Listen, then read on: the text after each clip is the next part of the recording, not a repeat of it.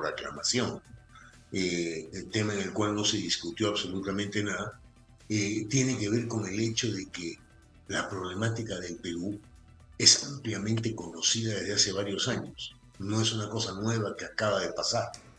Hace años que hemos estado en una situación de déficit democrático bien complicada. Hace un par de años tuvimos un rosario de presidentes en cuestión de minutos, y naturalmente ocupamos páginas inconvenientes en los medios de comunicación internacional. Entonces, el caso del Perú se conoce ampliamente, de manera que la solicitud fue acogida de inmediato.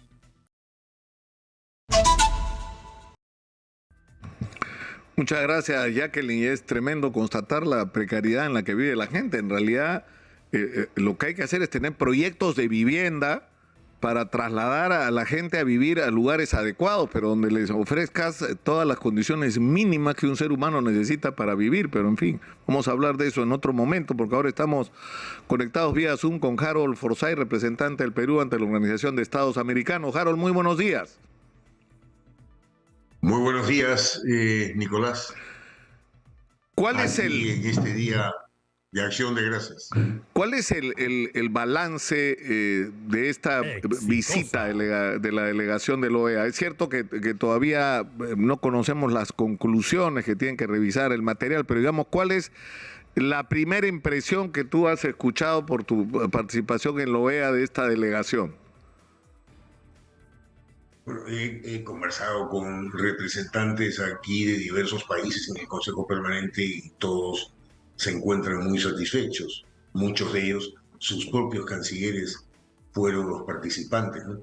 Hay que tener en cuenta que es la primera vez que esto ocurre en las Américas, ¿no? Que la OEA designa un grupo de un nivel tan alto para acudir a tratar el tema de la vigencia de la democracia y del Estado de Derecho en un Estado miembro, ¿no? Primera vez que esto pasa.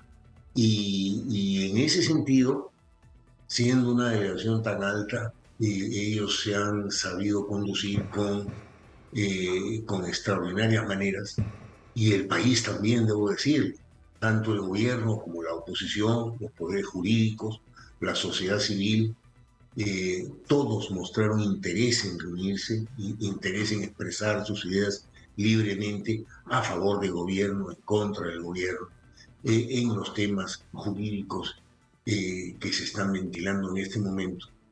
Y en realidad esto habla muy bien de nosotros. Y ellos han terminado, y digo de nosotros los peruanos en el sentido más amplio del término, y ellos han concluido su misión haciendo un comunicado muy general expresando la importancia que tiene el diálogo. Entonces, eso también lo interpretamos como un llamado a la paz. Hasta ahora las cosas han salido muy bien. La acogida en el Perú, repito, ha sido buena, respetuosa sobre todo. Eso de alguna manera corrige a quienes tenían una impresión equivocada de esto en un comienzo. Y bueno, esperemos con paciencia el informe que ellos van a elevar al Consejo Permanente, que yo asumo que ocurrirá pues, en 2 semanas o algo así, ¿no? Ahora, ¿qué expectativa puede haber sobre digamos, las conclusiones que emita esta misión? Porque ¿qué capacidad tiene el OEA? O sea, ¿cuáles son los límites de su actuación?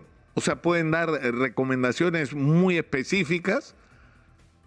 Por ejemplo, sobre modificaciones constitucionales o sobre la constitucionalidad o no de determinadas medidas, ya sea el cierre del Congreso o la vacancia presidencial o la denuncia constitucional contra el presidente. Conociendo la tradición de los latinoamericanos, tengo la impresión de que van a ser prudentes en todo lo que digan. Ahora, por supuesto que pueden dar ideas y pueden dar recomendaciones. Lo que ocurre es que siendo un nivel tan alto el que hubo, ciertamente que esas recomendaciones todos las van a ver con muchísimo respeto, ¿no? Ahora, esto, Nicolás, termina ocurriendo en el Perú, porque en algún momento algunas personas no entendían por qué es que se había procedido a solicitar la aplicación de la Carta Democrática. Eh, la situación era tan complicada que si no se daba un paso así, de alguna manera la iniciativa hubiera podido partir de otros, porque la situación complicada del Perú no es de ahora, ya tiene varios años. No olvidemos que hace 2 años solamente o menos tuvimos un rosario de presidentes en cuestión de minutos. El país hace años, por lo menos desde el año 2016-2017, que viene ocupando las Exitosa. primeras páginas internacionales de los medios de comunicación. Entonces, en una vecindad, naturalmente todos tenemos que tratar de vivir con cierta tranquilidad. Todos los países tienen problemas en mayor o menor medida, pero el caso del Perú ha sido un caso de mucha agitación política. Entonces, de alguna manera es utilizar los instrumentos que existen a disposición de los países para bajar la tensión e introducir un poco de calma. Me parece que ahí se ha dado un paso en la dirección correcta por el bien de todos.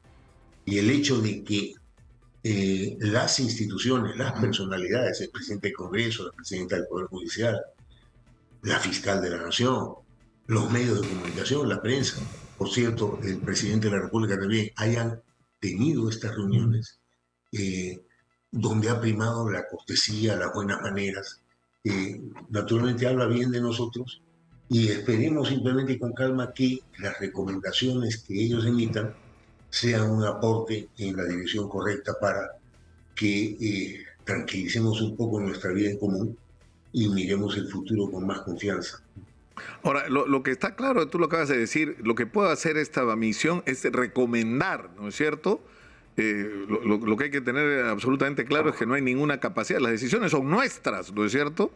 Y la OEA puede recomendar, pero si nosotros no tomamos las decisiones pertinentes, no vamos a salir de este atrapamiento. El único organismo en el mundo que tiene capacidad coercitiva es el Consejo de Seguridad de las Naciones Unidas. No hemos llegado a eso, ciertamente. La OEA lo que puede recomendar, ciertamente. Pero dado que se trata de un nivel tan alto, de una representación tan importante de las Américas, son recomendaciones que tienen un peso específico significativo. Pues entonces, lo menos que podemos hacer todos es evaluar constructivamente el alcance de las recomendaciones, sobre todo si el Pleno del Consejo Permanente las asume en su integridad. Por ahora difícil saberlo, vamos a esperar en los próximos días, pero ya hay un avance muy importante. Todos hemos recibido con mucha cortesía y además con mucho interés a este grupo de alto nivel. Esto creo que habla bien de nosotros ante la comunidad internacional. Sí, eso es innegable, ¿no? Que ha sido todo cordial, felizmente, porque se temía que pudiera haber una actitud distinta. Harold, te quiero pedir un favor. Tenemos que ir a una pausa que va a ser muy breve, porque quisiera tocar, además de terminar la conversación sobre este tema de la misión y sus alcances, sobre un par de temas que son importantes, creo, a nivel de la Organización de Estados Americanos. Uno de ellos es el de Venezuela y el impacto que tiene, por ejemplo, en nuestro país, donde en este momento hay fácilmente 1,5 millones de venezolanos. Y eso ya no es un problema solo peruano. De eso quería conversar contigo también tras la pausa, por favor. Regresamos con Harold Forsyth.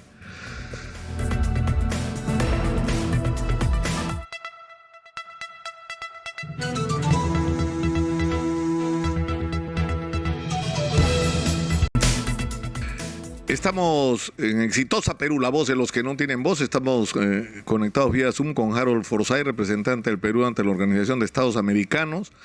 Acaba de terminar la visita de una misión especial de la OEA que ha llegado o que llegó al Perú a solicitud del gobierno peruano que demandó la aplicación de la Carta Democrática Interamericana que permite que la OEA tome cartas en los asuntos de un país cuando de alguna manera o en alguna medida se considera que la democracia puede estar en riesgo.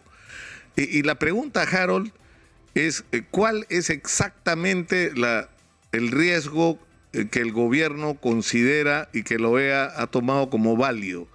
¿El que el Congreso quiera sacar al presidente de la República? Es decir, ¿cuál es el...? Evidentemente, hay una serie de hechos que el gobierno consideró a la hora de hacer el planteamiento. Eh, Toda una cantidad de hechos que, de acuerdo con el gobierno, configuran una situación política y social muy complicada que pone en riesgo la estabilidad democrática. Esa es la posición del gobierno. Y el gobierno es, los gobiernos en general de América y en realidad en todos los organismos del mundo, son los únicos autorizados a ejercer la representación formal de un país. Entonces es un gobierno el que puede hacer la presentación o la solicitud de la aplicación de la Carta Democrática. También podrían, juntamente, los países de la OEA, ¿no? También.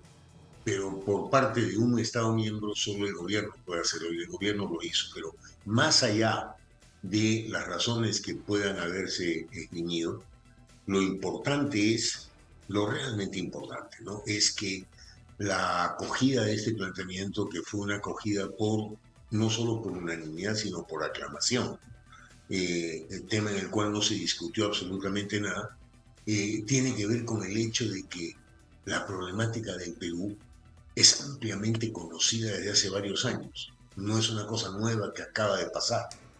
Hace años que hemos estado en una situación de déficit democrático bien complicada.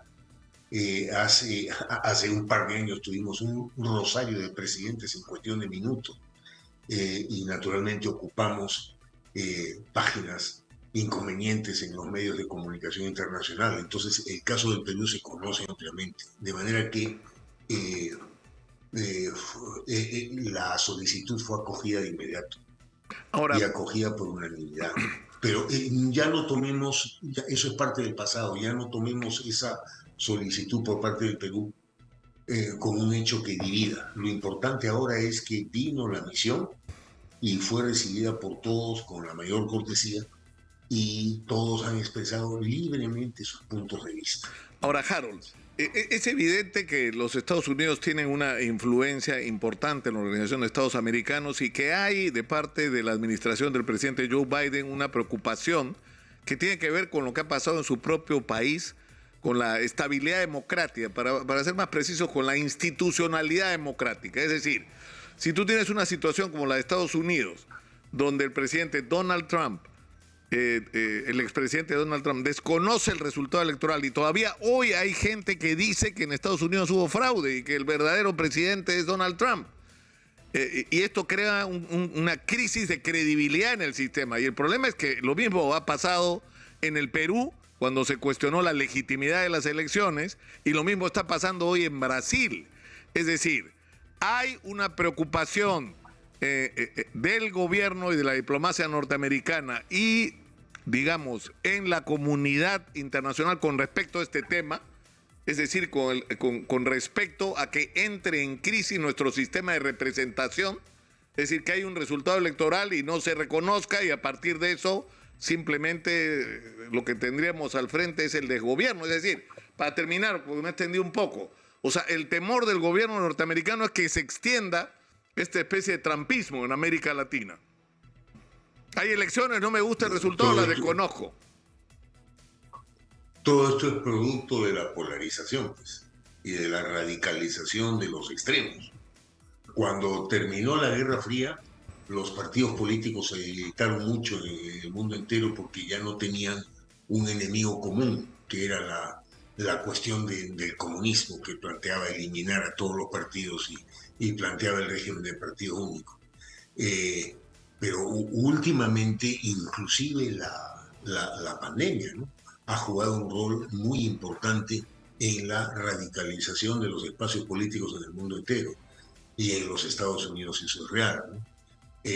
Los espacios, por así decirlo, conservadores, derechistas y ultraderechistas han tenido un fortalecimiento importante, como también algunos países de ideas más bien progresistas han avanzado, ¿no? No hablemos de comunismo, porque el comunismo, eso está en retirada en el mundo entero, prácticamente como tal no existe en ninguna parte del mundo. No sé si de repente, pues, Corea del Norte, pero es cierto que la polarización, la radicalización de las posiciones es un peligro muy grande, donde las reglas de juego no se aceptan por todos y hay una tendencia a patear el tablero. Esperemos que lo de Brasil no pasa de ser algunas declaraciones y el tema se normalice muy pronto. Pero lo que sí preocupa también es que en el caso del Perú, y en esto tenemos que tener cuidado todos, no solamente hay polarización. La polarización puede ser temporal y vamos a ver cómo encontramos forma de acercarnos nuevamente, pero el riesgo es algo peor, que es la fragmentación. Eh, los lazos de unidad entre los peruanos, donde además la desigualdad tiende a radicalizarse también, ¿no? Son muy débiles. Entonces debemos tener cuidado no solamente con el tema de la polarización, sino de la fragmentación. Hay demasiado enfrentamiento entre nosotros. Y con tanto enfrentamiento es difícil hablar de una unidad con metas colectivas, que eso es lo que los peruanos tenemos que ser claramente, ¿no? Tenemos que compartir metas colectivas y mirar juntos el futuro. Entonces basta de atacarnos entre nosotros, porque ahí simplemente gana la maldad, gana el divisionismo, ganan los enemigos del Perú. Quiero cambiar radicalmente de tema y plantearte un asunto que quisiera además que tratemos en otras oportunidades, Harold, que es el tema del problema venezolano. Es decir, en Venezuela hubo una crisis generada por los desaciertos, voy a usar ese adjetivo, desaciertos del gobierno primero de Chávez y de Nicolás Maduro, que llevaron a Venezuela a una situación de profunda crisis económica, social y política, donde hubo además intolerancia con respecto a los sectores de oposición, y terminó con una respuesta internacional encabezada por los Estados Unidos cuando estaba Donald Trump en el gobierno, que con las medidas de sanción económica lo que se pretendía era aislar al gobierno de Maduro y que éste cayera. No cayó el gobierno de Maduro y lo que ocurrió fue un empobrecimiento aún mayor del provocado por la mala gestión gubernamental del chavismo, y esto se convirtió, ante la falta de expectativas políticas de cambio, en una tremenda desmoralización y una fuga del país. Tenemos 1,5 millones de venezolanos en el Perú. Entonces la pregunta es, ¿qué puede hacer la Organización de Estados Americanos para enfrentar un problema que ya no es local? Ya no es un problema de Venezuela, no es un problema de Colombia, no es un problema de Ecuador, no es un problema del Perú, es un problema de todos. Porque todos o demasiados países hemos sido afectados por lo mismo. Pero bueno, el tema también hay que preguntarse por qué llegó Chávez en su momento al poder. Es un país que yo quiero muchísimo porque en mi juventud vivía allá varios años y los 2 hijos hombres que yo tengo nacieron ahí. Es un país maravilloso, verdaderamente, que no merece lo que tuvo que pasar, ¿no? Pero el problema empezó antes de Chávez con esa crisis económica tremenda en el gobierno de Carlos Andrés Pérez. Lo cierto es que este problema, tú lo has dicho bien, ya no es un problema venezolano, es un problema de todos. Nosotros tenemos, no sabía que hemos llegado a 1,5 millones ya, tanto como eso. En Colombia hay más de 3 millones, en Ecuador cerca de medio millón. En Chile hay una cantidad importante, no solamente de venezolanos, sino de haitianos. En Brasil también hay una cantidad importante de venezolanos y en Panamá. Entonces, hemos sido ciertamente los países escogidos para la emigración. La inmigración tiene cosas muy positivas en todos los países, ¿no? Y inyectan una nueva manera de ver las cosas. Y nuestros compatriotas que nos están escuchando seguramente nos van a dar la razón en esto. Hay una cantidad importante de venezolanos que sí han significado un aporte para nuestro país. Y en ese sentido, el Perú los ha recibido con los brazos abiertos.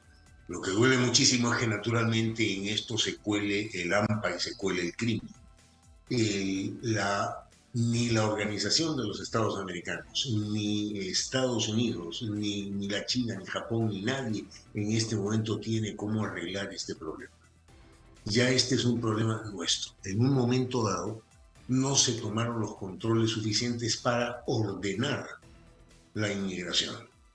Entonces, sobre todo en los primeros meses, esto se manejó de un modo muy desordenado. Y también había pues, cuestiones humanitarias que teníamos que atender, ¿no?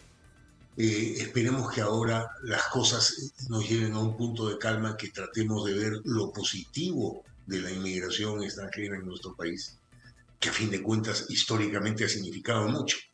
8%, por ejemplo, de peruanos tienen algún grado de sangre china en nuestro país. Eso empezó a mediados del siglo XIX.